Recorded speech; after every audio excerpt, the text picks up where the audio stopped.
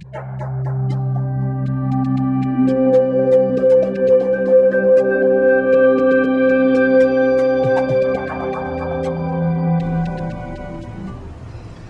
Lord be with you.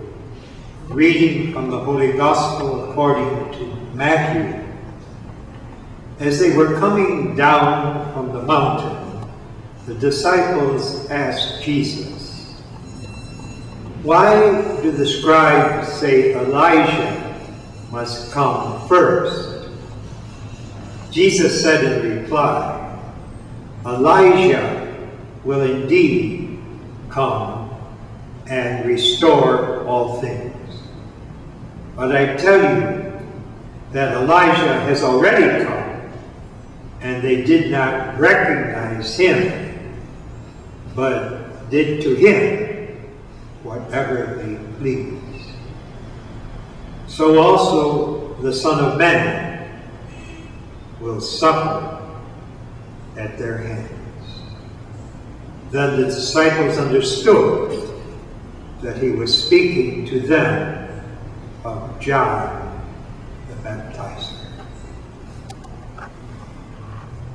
So St. Matthew is telling us in this episode that we must interpret the history of salvation according not necessarily to literal fulfillment, but symbolic fulfillment.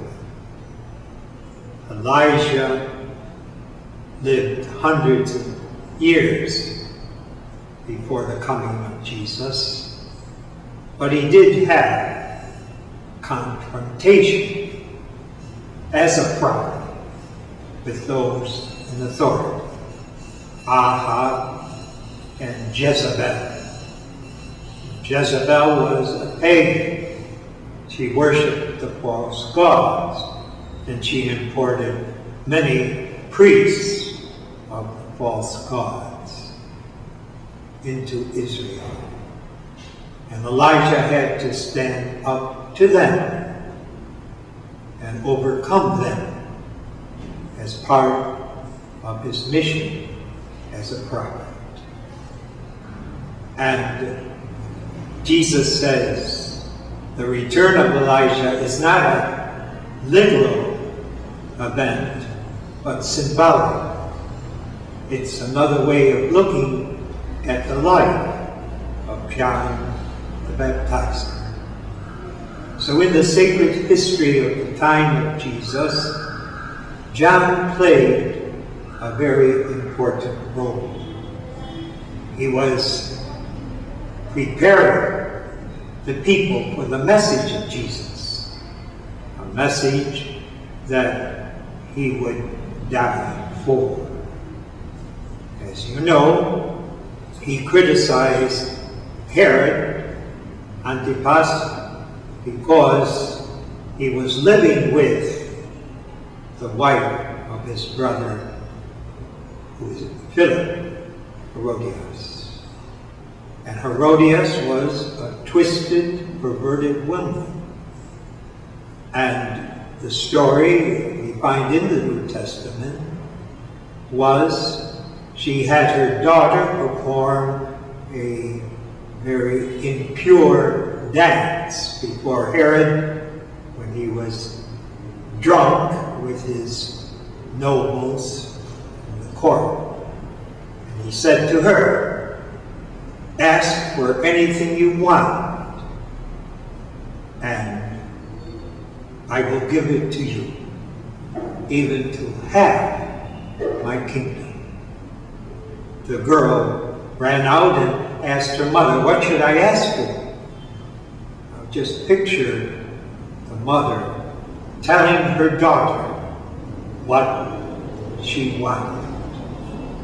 The head of John the Baptizer on a platter during a dinner. Therefore,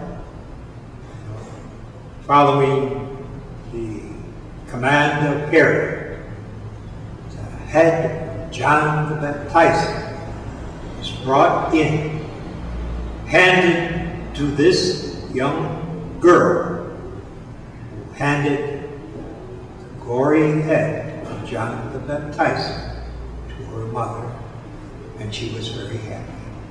She got what she wanted.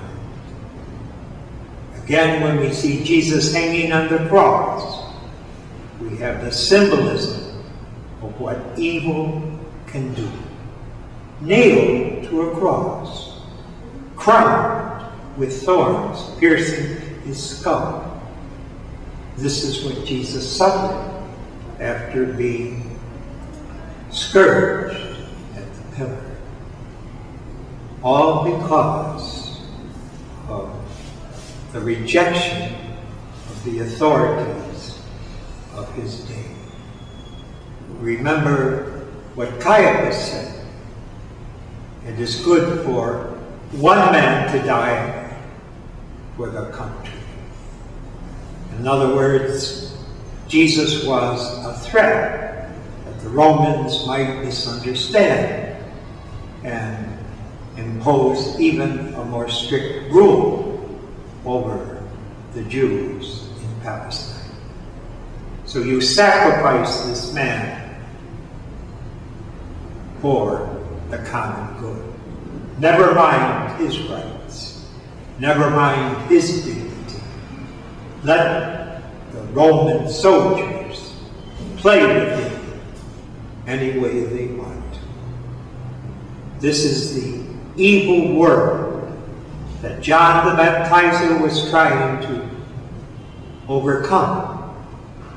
And Jesus himself would do so by not only his death and loving obedience and forgiveness, but by his resurrection, bringing into the world, the church, the new humanity, the mystical body, the divine family. Jesus really present to help us in our struggle against the forces of evil. This is the message that the New Testament brings in the witnessing of the life, mission, and death of John the Baptizer, but as preparation for the life, mission, and death, and resurrection of our Lord Jesus Christ. And our challenge is to love Jesus, who loves us so much. If we do that, have intimacy with him, then we can overcome the forces of evil, alienation, and death.